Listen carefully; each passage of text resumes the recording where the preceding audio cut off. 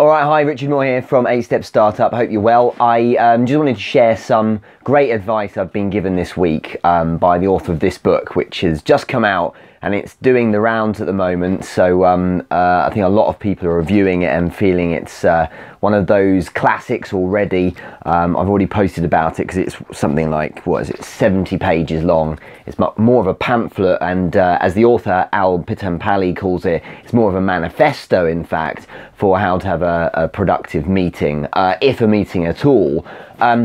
But I'm not here to talk about the meetings that Al brings up, because when I was in touch with him yesterday, I was asking for more interesting advice about being brave. And the reason why is one of the parts of the book, in fact I'll read it, one of the parts is where he in fact quotes management consultant Peter Drucker, and says that meetings are by definition a concession to a deficient organisation.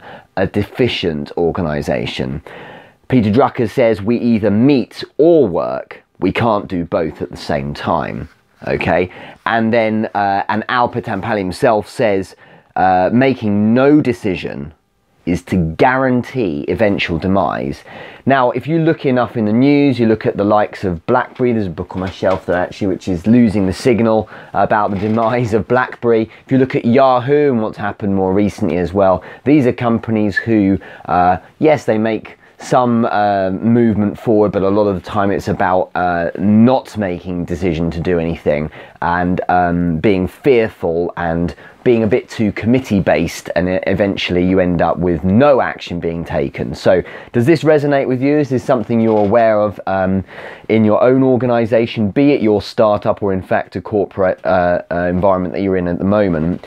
That's something that needs to change. And Al here, I mean, he's talking about BBC and their meetings, and how things are quite stagnant. And here in the UK, the BBC, British Broadcasting Corporation, is one of our most well-known broadcasting businesses, and it's known for its what's called red tape, bureaucracy, the slow pace of change in that kind of company.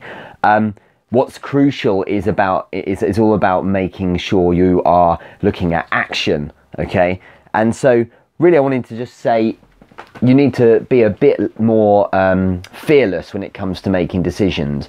One of the ways Al described it is to be brave in your decisions, and you'll be able to move forward in a brave way and get probably positive action.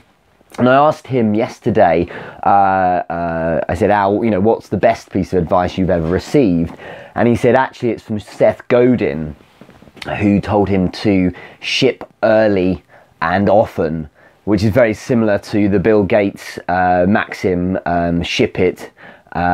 build it, ship it, and then fix it. And of course, it's all that just getting on and doing, rather than procrastinating, thinking, weighing up too much. And what's important is to not be afraid. And the parting words Al gave me were, don't be afraid of failing over and over. And this is, he said, I think it's a common advice, but it really is the best.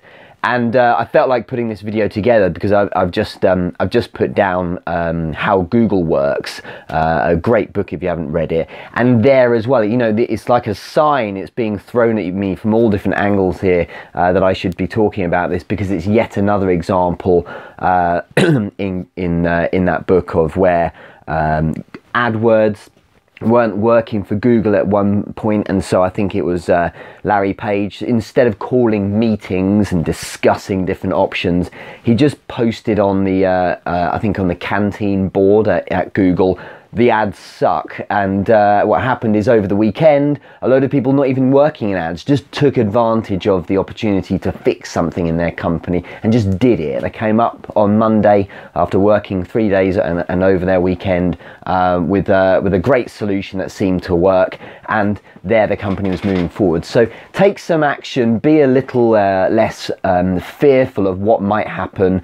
Certainly don't procrastinate too long. If you're right now in a position where you're thinking, should I not take action on something that maybe has been sitting on my plate for a few days now that's causing me a bit of trouble, go and act on it, because the worst that can happen is maybe you fail, but you learn something in the process and you build into a better solution. But to do nothing, as we see in this book, is to kind of seal the fate on your eventual demise. So stop doing nothing, start doing something, take some action. Anyway, I hope that helps. I'll speak to you soon.